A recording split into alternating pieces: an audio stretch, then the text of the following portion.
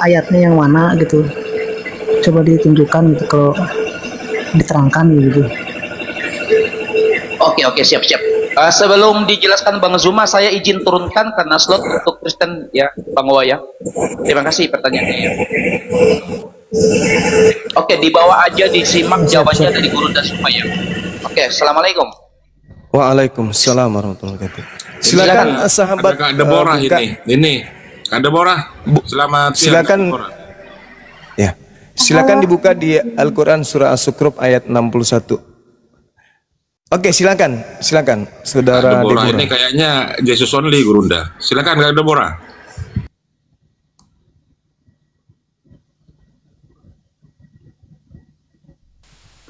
Kak Deborah dibuka mute-nya. Ya, silakan, temanya apa? Silakan Bunda. Aku lebih suka ditanya daripada menanya gitu. Iya.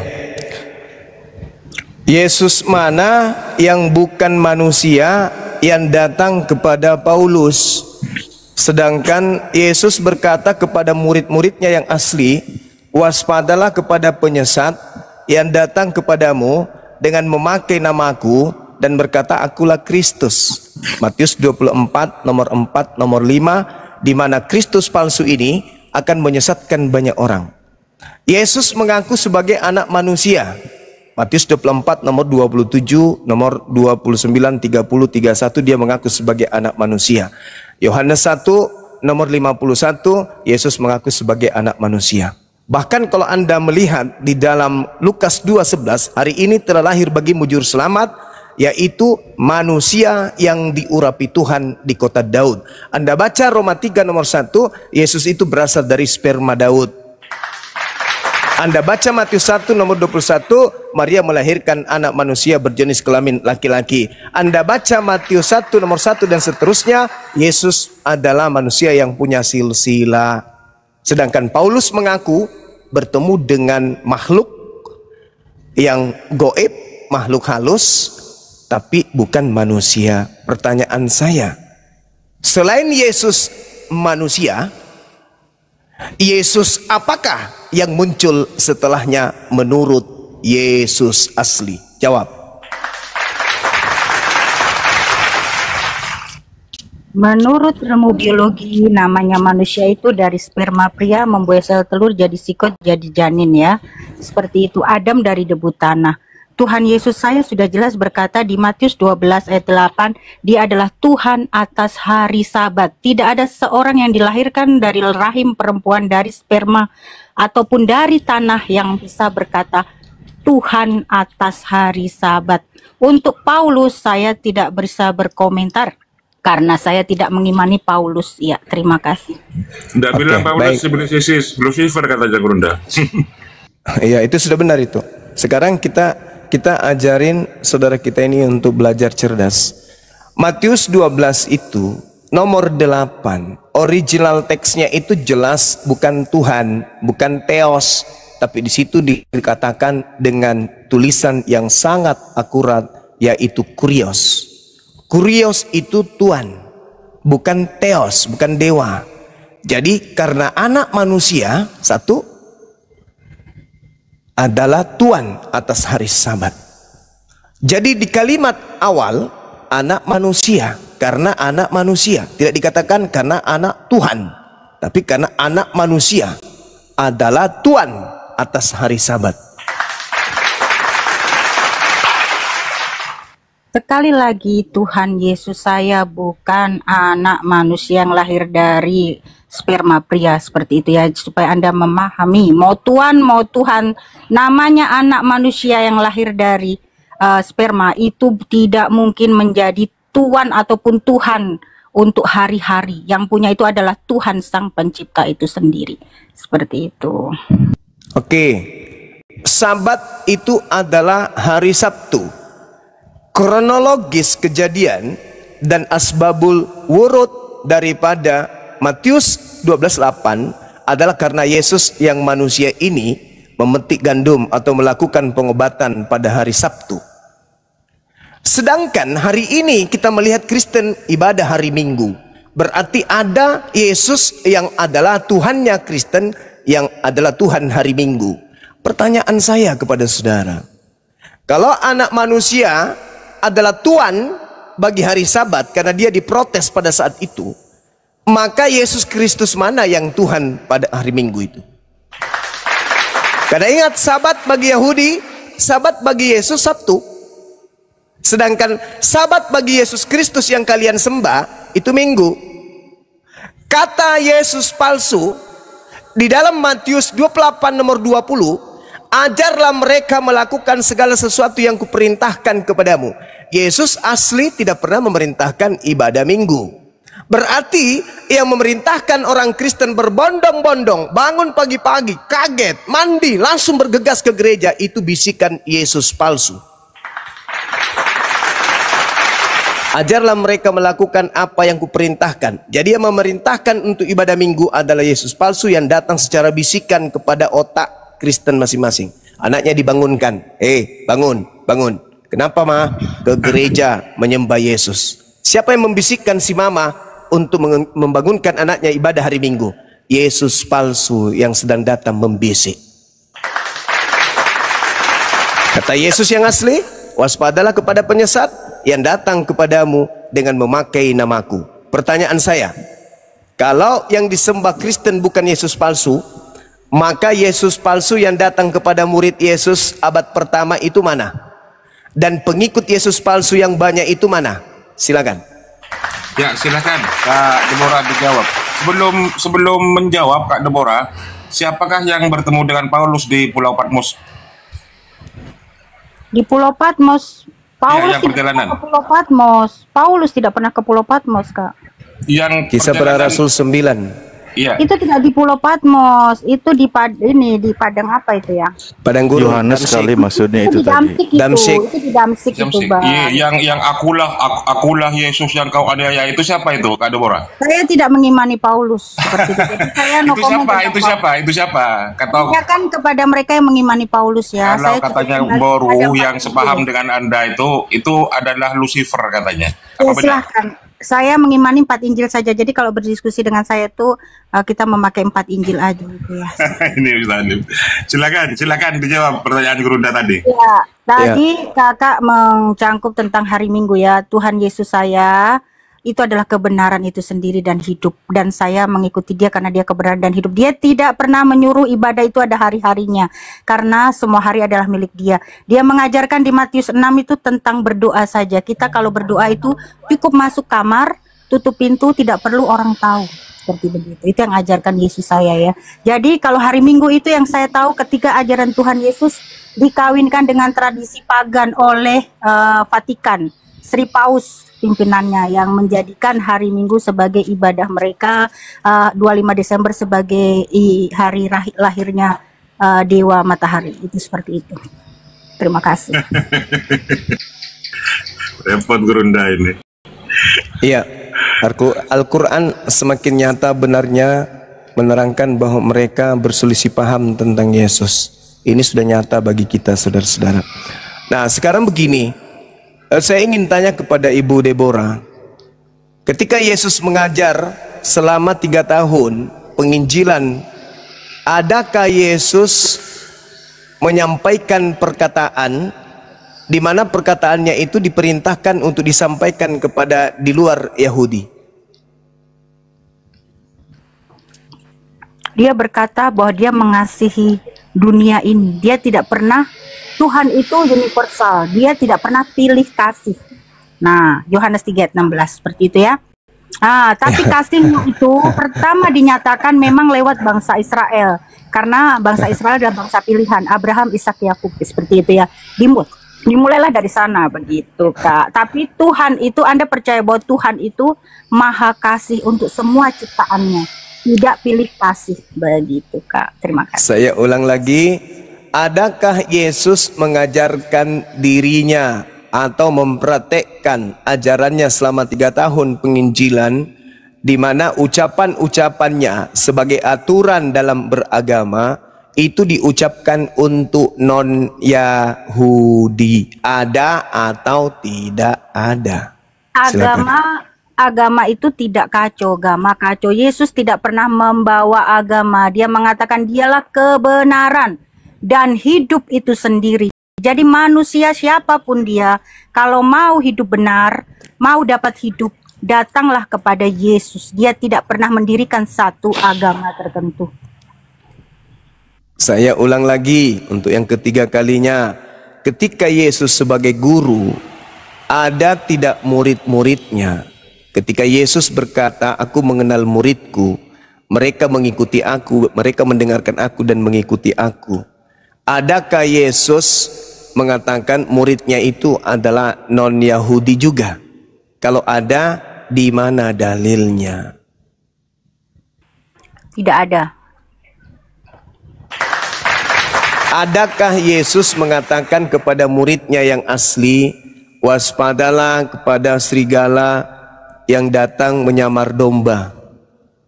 Waspadalah kepada pengajar-pengajar palsu yang datang kepadamu nyamar domba, padahal mereka adalah serigala buas. Yang ada, kita harus waspada kepada ragi-ragi Farisi. Jangan mengikuti mereka. Mereka seperti kuburan yang di luarnya bersih, di dalamnya penuh tulang belulang. Mereka itulah orang munafik seperti itu. Jadi kita harus murni mengikuti ajaran Tuhan Yesus. Jangan tercemari oleh ajaran Farisi, yaitu tahu sendiri Farisi ya. Saya ulang lagi, ada tidak ucapan Yesus kepada non-Yahudi agar waspada kepada orang Farisi? Tidak ada, tapi kepada perempuan Samaria, kepada perempuan tidak ada. Yang Saudara-saudara, mempercayai Yesus, dia pun dapat kasihnya daripada Yesus. Jadi orang di luar Yahudi pun seperti wanita Kanaan, wanita Samaria yang percaya kepada Yesus, dia pun mendapat kasihnya Yesus seperti itu. Oke, kita masuk ya teman-teman di diskusi ini. Saudari kita Deborah tidak bisa menunjukkan data di mana Yesus berbicara aturannya itu berlaku untuk non-Yahudi. Bahkan Yesus tidak pernah berbicara untuk non-Yahudi agar waspada kepada orang Farisi. Dua hal ini yang sebagai kunci. Nah, kemudian saudara kita masuk ke dalam Matius 15. Yesus berkata begini, ketika dia pergi ke daerah Tirus dan Sidon, datang seorang perempuan Kanaan berseru, kasihanilah aku Tuhan, anak Daud, karena anakku perempuan kerasukan setan dan sangat menderita. Jadi wanita ini datang kepada Yesus bukan untuk supaya memperoleh hidup kekal, bukan supaya dia memperoleh hidup surga, tetapi supaya anaknya yang kerasukan setan itu bisa sembuh. Apa jawab Yesus kepada dia? Aku diutus hanya kepada domba-domba yang hilang dari umat Israel. Yang sesat, bukan hilang sebenarnya situ. Yang sesat dari umat Israel. Ini Yesus diminta menyembuhkan anak doang, bukan dijadikan sebagai domba, sebagai gembala, bukan. Cuman minta tolong doang agar anaknya disembuhkan karena anaknya kerasukan setan. Dan orang-orang Romawi, orang Yunani di luar daripada Yahudi pun tahu Yesus itu memang punya mukjizat. Maka ketika wanita Kanaan ini datang minta tolong kepada orang yang mampu menyembuhkan anaknya, maka satu-satunya oknum yang bisa menyembuhkan anaknya pada saat itu, terlepas dia adalah nabi, rasul, roti untuk Yahudi ataupun tidak, dialah satu-satunya yang sanggup menyembuhkan anaknya. Maka dia datang. Apa kata Yesus? Yesus ini salah respon. Dia hanya datang minta tolong untuk disembuhkan anaknya. Yesus terlalu tegas. Aku diutus hanya kepada domba yang sesat dari umat Israel. Tetapi perempuan itu karena sayang kepada anaknya, mau anaknya supaya sembuh dari kerasukan setan, apa katanya? Tuhan, tolonglah aku. Tolong, please, sembuhkan anakku.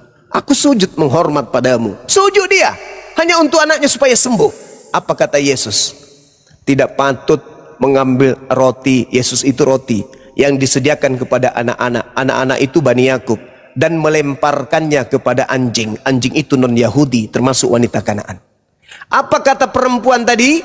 Benar Tuhan. Diiyakan. Oh, berarti wanita ini mengiyakan kalau dirinya adalah anjing. Dia mengiyakan kalau Yesus itu hanya untuk Bani Israel. Namun bukankah anjing, wahai Tuhan Yesus, itu makan sampah atau remah-remah yang jatuh dari meja tuannya Bani Israel. Apa jawab Yesus? Hai ibu, besar imanmu, jadilah seperti apa yang kamu imani, yang kau kehendaki. Apa yang terjadi? Anaknya sembuh. Apa yang diimani ibu itu? Dia adalah anjing. Yesus tidak diutus untuk anjing, Yesus hanya untuk domba Yakub.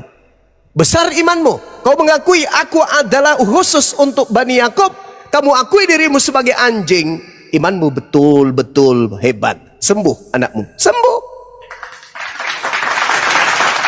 Apakah kemudian wanita itu menjadi pengikutnya? Enggak. Dia hanya sekedar disembuhkan anaknya, lalu distempel jidatnya dengan stempel anjing. Selesai. Tidak ada urusan. Yesus hanya untuk Bani Israel. Lu datang minta sembuh, dikasih sembuh. Tapi gue diutus bukan untuk lu. Saya sebagai dokter pingin ke Medan. Di tengah jalan saya diutus oleh gubernur sebagai dokter. Bang Suma diutus ke Medan. Di sana ada orang penyakitan, perutnya besar, tidak punya anus, tidak pernah 6 tahun. Saya ke sana. Tiba di bandara Jakarta, ada orang yang pingsan karena kemudian dia habis makan kolak, di mana kolaknya itu di dalamnya ada tulang domba. Pingsan dia di rumah di bandara. Sebagai dokter, apa yang harus saya lakukan? Saya memakai atribut dokter. Orang-orang di bandara tahu saya adalah dokter ahli. Datanglah orang itu. Pak, tolong Bang Suma disembuhkan dong, diobati dong, diperiksa. Maaf, saya diutus sebagai dokter hanya kepada orang yang ada di Medan. Kan lucu. Yesus ini mengobati. Bang Suma sebagai dokter, kode etiknya sebagai dokter, ya saya obatin. Tapi saya diutus hanya kepada pasien tanpa anus yang ada di sana. Jadi Yesus mengatakan, pasien itu mengatakan, kamu betul-betul luar biasa. Memang kamu diutus sebagai dokter kepada orang yang ada di Dumai misalnya, ya. Tetapi kamu masih sempat-sempatnya ngobatin anakku yang mana ini bukan dari job yang seharusnya kau lakukan. Makasih, kamu memang hebat. Apa kataku? Ibu adalah wanita yang hebat dan bisa berterima kasih. Luar biasa ibu ini. Itu wajar. Tapi dia statusnya bukan sebagai orang Dumai. Tetap aja dia sebagai orang Mojokerto yang datang jualan pecel lele di bandara. Udah Kak, tahu siangnya Kak. Nah, begitu saudariku. Ini Jadi kakak ceramah atau diskusi Kak Suma? untuk meluruskan urat saraf di dalam kepala Anda, Bu Deborah. Ceramah itu, ceramah bukan diskusi. Sekarang pertanyaan saya. Pertanyaan saya, Bu Deborah. Apakah Yesus mengaminkan wanita itu ketika dia mengaku anjing? Dan apakah wanita itu mengaminkan ketika dia disebut anjing? Jawab. Ya atau ya? Wajar narasi Anda begitu karena Anda tidak mengenal siapa Yesus secara pribadi. Sudah saya tegaskan. Yohanes 3 ayat 16. Bahwa Tuhan itu maha kasih kepada semua umat manusia. Tidak ada dalilnya di situ. Tidak ada. Akan dunia. Dunia Anda ini. Anda memframing. Oke, tidak apa-apa. Nanti saya bantah nanti. Dan di Yohanes 2 Yesus berkata, Dia itu mengenal setiap manusia. Yohanes 2 ayat 24. Dan Yesus berkata dialah kebenaran itu sendiri. Tapi Anda tadi coba memframing Yesus kami ya. Jadi Yesus tadi itu sebentar dia menguji iman perempuan kami. Enggak ada itu. Anda yang memelintir, Yohanes 2 ayat 24 dia berkata, karena ia mengenal mereka semua. Tuhan Yesus tahu. Mereka siapa? Ya, termasuk perempuan Kanaan tadi. Makanya dia diuji. Iya, Yesus kenali dia sebagai domba atau sebagai anjing. Sebentar. Yesus mengenalnya domba atau anjing. Sebentar. Karena dia mengenal perempuan ini imannya, makanya dikatakan bahwa dia disebut sebagai apa? Tidak pernah menemui iman sebesar. Dia disebut sebagai apa? Wanita itu disebut sebagai apa? Wanita itu disebut sebagai apa? Sebentar, Bang. Dia dipuji, tidak ada orang Farisi yang belajar kitab suci kah atau orang imam kah yang punya iman seperti wanita ini. Padahal dia disebut sebagai apa? Dia disebut Itu sebagai tidak apa? masalah, itu namanya menguji orang. Imanmu besar, jadilah seperti apa yang kamu kehendaki. Oh, Anda apa coba imanmu? merubah. Itu Apa dikatakan iman wanita itu. itu? Dengar. Apa iman wanita itu? Apa Abang, imannya? Abang Zuma jangan Tunggu. saya. Apa? Saya bertanya, Andalah yang jelaskan. Wanita itu imannya apa? Yesus diutus untuk kepada siapa? Menurut iman Tidak wanita pernah itu. Yesus memuji Imam Farisi aja dikatai seperti itu. Iya, justru itu Dipuji iman. wanita itu. Iman.